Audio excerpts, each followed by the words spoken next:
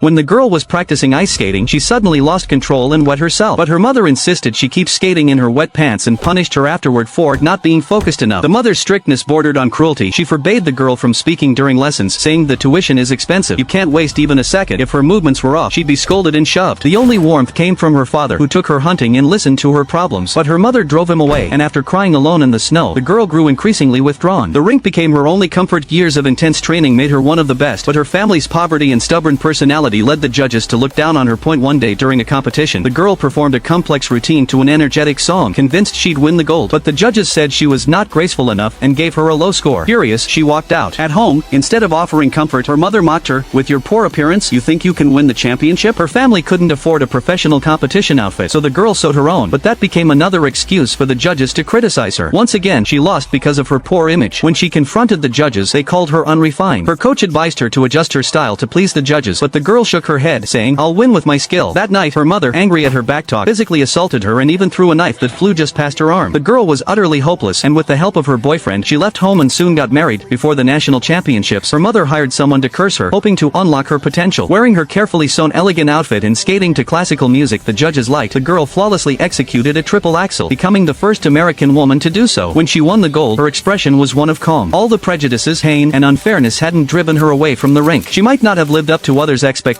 but with her stubbornness and persistence, she carved out her own glory on the ice. But life didn't get any better. Her husband's abuse caused her performance to drop, and after a disappointing Olympics, she lost her sponsorship and ended up working as a waitress. Her coach encouraged her to compete again, and though she trained hard, she was still penalized for not fitting the image. With the judges dismissing her as a representative they didn't want to die in pursuit of her dreams, she reconciled with her husband to create a complete family. But she got caught in a scandal when he hired someone to attack her opponent, and she became the scapegoat. At the Winter Olympics, a shoelace malfunction led to a mistake, and afterward she was banned for life. From champion to the center of a scandal, her mother even recorded her words as she was left completely isolated. Even after going from champion to scandal, the girl never gave up. She turned to women's boxing, fighting against fate with her stubbornness, proving she'd never bow down.